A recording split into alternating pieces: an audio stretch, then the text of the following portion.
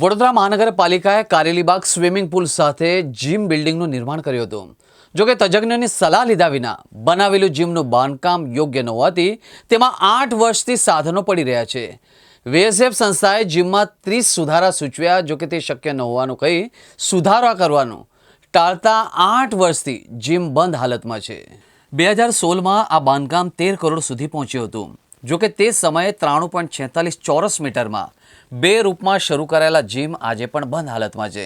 સમા અને Manjalpur sports complex ખાતે સંચાલન કરતી સંસ્થા વીએસએફ જીમ માટે 3 સુધારા સૂચવ્યા હતા. જેમાં સૌથી મહત્વનો સુધારો હતો કે જીમ ઇક્વિપમેન્ટ માટે 16 એમ્પિયર સાથે ELCBની હેવી કનેક્શન જીમમાં ઉપલબ્ધ ન હોવાથી જાનહાનિ થવાની શક્યતાઓ છે. વેન્ટિલેશનનો અભાવ પણ જણાયો હતો. જો કે સ્વિમિંગ પુલ ચાલુ હોવાથી સુધારો શક્ય નથી. તેઓ નિર્ણય લેવાતા 8 વર્ષથી જીમ બંધ છે.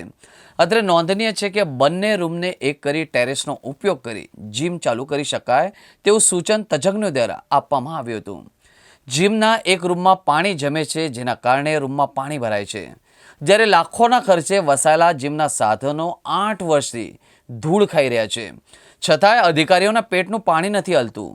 પાલિકાએ 13 કરોડના ખર્ચે સ્વિમિંગ પુલ સાથે જીમ બનાવ્યું હતું. સુધારાનો અમલ ન કરતા છેલ્લા 8 વર્ષથી બંધ હાલતમાં છે.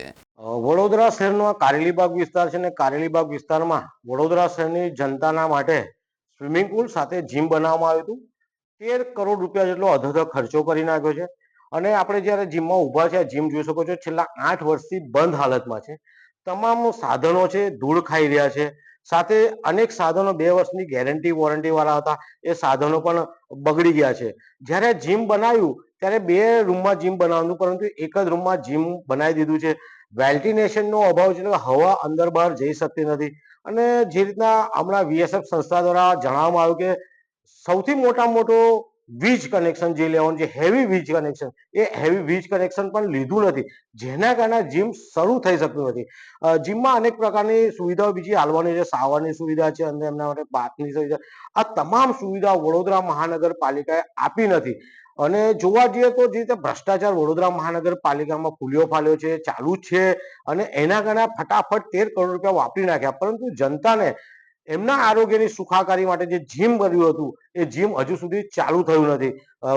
જે રીતના વડોદરા શહેરના સ્માર્ટ સિત્તાધીશો ઘણી મોટી મોટી વાતો કરે છે, સ્વચ્છતાની વાતો કરે છે, લોકોને યોગા શીખવાડવા નીકળી પડે છે એક દિવસ માટે, માનનીય પ્રધાનમંત્રી હોય કે મુખ્યમંત્રી, તમામ યોગા શીખવાડે, પરંતુ 13 કરોડ રૂપિયા વડોદરા શહેરની જનતાના છે, અને આ જનતાના રૂપિયા વપરાવા, એમને ઉપયોગમાં આવવા જોઈએ. જોઈ શકો તો એસી પણ બંધ છે, લાઇટોની સુવિધા નથી, ક્યાંક કોઈ અહીંયા ધ્યાન આપતું નથી.